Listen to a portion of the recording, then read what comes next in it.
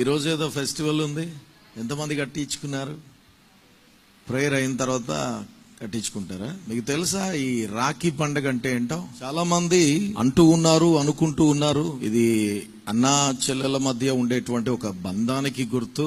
దీనిలో తప్పు లేదు, దేవుని నమ్మిన వారు కూడా చేయొచ్చు అని అంటూ ఉన్నారు. చేయొచ్చు చేయకూడదు అనేటువంటి మాట నేను చెప్పడానికి ముందు దానికి సంబంధించినటువంటి అనేకమైనటువంటి పురాణాలలో కొన్ని వృత్తాంతాలు ఉన్నాయి. విష్ణువు ఉన్నాడు. విష్ణువు రాక్షస రాజు అయినటువంటి బాలితో యుద్ధంలో రాజు దగ్గర నుండి, అనగా రాక్షస రాజు దగ్గర నుండి 3 లోకాలను జయించాడు విష్ణువు. జయించిన తరువాత బాలి విష్ణుతో అంటూ ఉన్నాడు, నువ్వు నా దగ్గర నుండి 3 లోకాలను జయించావు, చాలా మంచిది అని అప్రిషియేట్ చేస్తూ, నువ్వు నాతో పాటే నాకున్నటువంటి ఈ ప్యాలెస్ లో నువ్వు నాతో పాటే ఉండాలి, నువ్వు మాట ఇవ్వు అని అడిగాడు. సరే, విష్ణు వెంటనే సరే నేను నీతోనే ఉంటానని వాగ్దానం చేశాడు. మాట ఇచ్చాడు కదా. కాబట్టి రాక్షస రాజుతో పాటు దేవుడు అని పిలువబడుతున్న విష్ణువు కూడా ఒకే ప్యాలెస్ లో ఉంటా ఉన్నారు. కొంతకాలానికి విష్ణువు యొక్క భార్య లక్ష్మి, ఆమె తన స్వస్థలానికి వెళ్ళిపోవాల్సి వచ్చింది. ఏంటనంటే వైకుంఠానికి వెళ్ళాలి.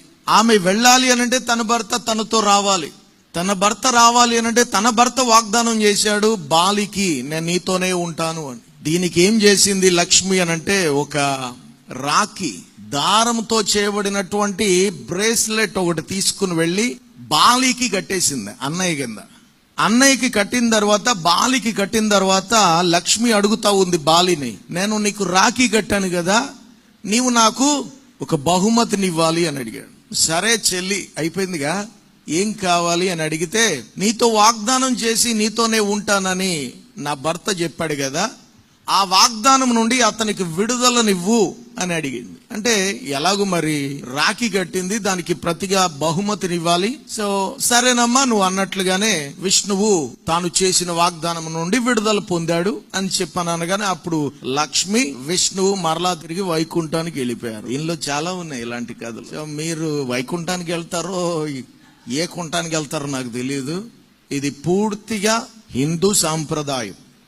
ఏది అన్యాచారమో, ఏది హిందూ సాంప్రదాయమో, ఏది వేరే వేరే పరిస్థితుల నుండి మనకు వచ్చిందో ఇవన్నీ కూడా నేను చెప్పడం జరిగింది. కానీ ఇప్పటికీ కూడా చాలా మంది వాటిని చేస్తూ ఉన్నారు. దానిని చేస్తూ దానికి ఏవేవో కొన్ని కారణాలు చూపిస్తూ ఉన్నారు. ఒకటి గుర్తుపెట్టుకోండి, నేను ఇక్కడ మీకు చెప్పడానికి మాత్రమే ఉన్నా, మీ చేత చేయించడానికి లేను. మీరు చేయడం చేయకపోవడం అనేది అది మీకున్నటువంటి మనస్సాక్షికి సంబంధించింది. ఎవరో ప్రోత్సహించారు, ఎవరో ప్రోద్బలంతో నేను ఇది చేశాను అంటే దేవుని ఎదుట నీవు చెప్పేటువంటి మాట చెల్లుబాటు కాదు. ఏమైనా కానీ అన్యాచారం, అన్య సాంప్రదాయం నువ్వు తప్పనిసరిగా దూరంగా ఉండాలి వాటికి. ఈ రాఖీ అయిన తర్వాత కట్టించుకుంటాను అంటున్నారు, జాగ్రత్త. నేను ఇక్కడ చెప్పిన తర్వాత మీరు కట్టించుకుంటే తర్వాత మీరే బాధ్యులు. నేను చెప్పకపోతే మీరు కట్టించుకున్నాం, నో ప్రాబ్లం. రాక్షసులు అవుతారో దేవుళ్ళు అవుతారో నాకు తెలియదు, కానీ చూసుకోండి. ఇది చాలా ఉన్నాయి దానికి సంబంధించి. వినాయకుడికి సంబంధించినవి ఉన్నాయి, అండ్ ఇంద్రుడికి సంబంధించినవి ఉన్నాయి, చాలా ఉన్నాయి. ఇవన్నీ కూడా దారాలతో చేయబడినటువంటివే బ్రేస్లెట్స్. సో చేయకపోవడం అది మీరు నిర్ణయం తీసుకోండి.